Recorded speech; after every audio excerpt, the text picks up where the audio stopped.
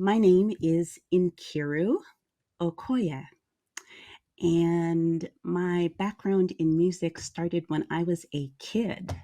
Neither one of my parents is a musician. There aren't any musicians in our family.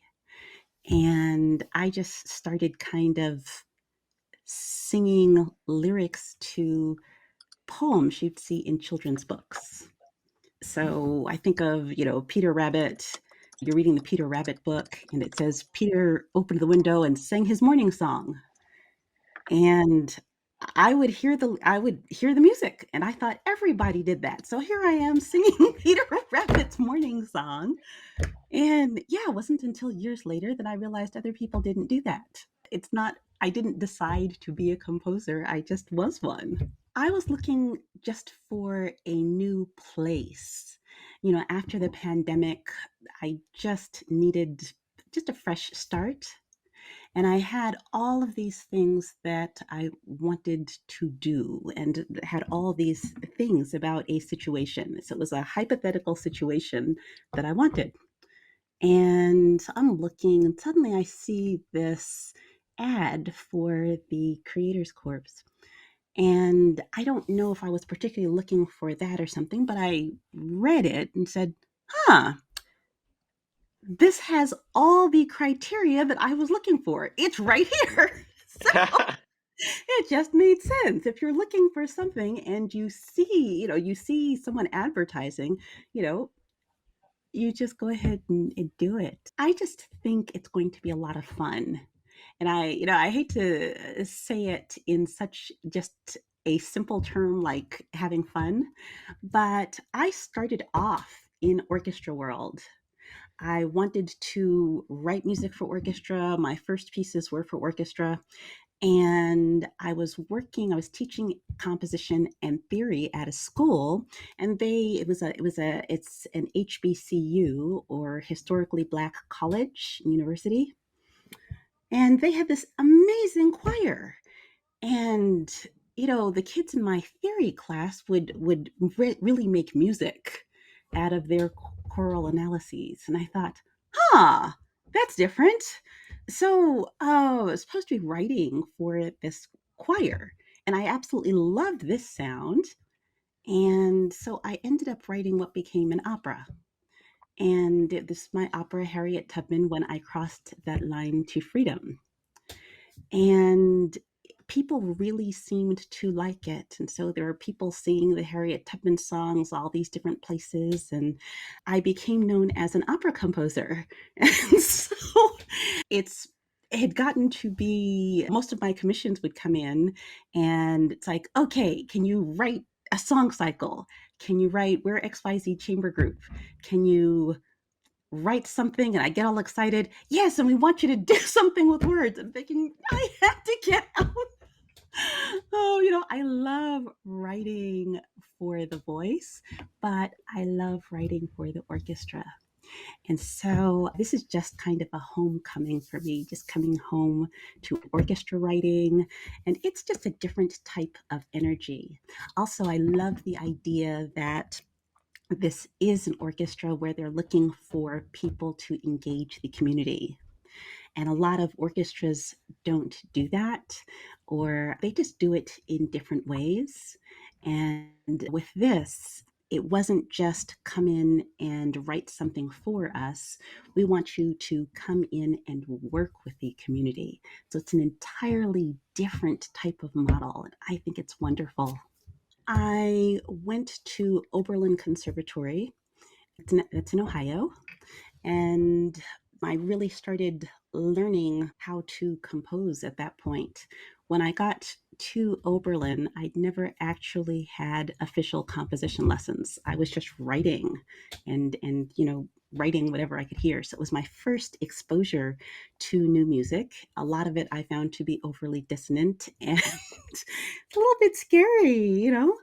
But it was also exciting because Oberlin also had a liberal arts college, and very top notch liberal arts college. And I took classes in the college. And while I was at Oberlin, it was my second year, on a break, my mother's stepmother introduced me to the man who would become my mentor. And his name was Noel DaCosta. And so we all had this meeting. And Noel DaCosta says to me, Noel DaCosta, who was, I should say, Black and was Jamaican and spoke with a bit of a Jamaican accent, very soft spoken. He said, "Have you ever heard the music of other Black composers?"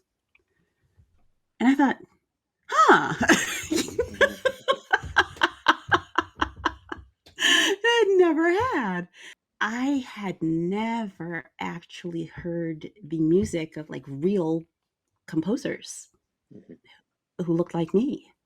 And so he started pulling out all of these scores, and a lot of these people I know now, some of them I've known and they're no longer with us, but they are my musical ancestors. And I thought, wow, I have, I belong here. This thing that I'm doing, I'm not by myself. This is something that people who look like me do it. And some of that work is what I did while I was at the conservatory.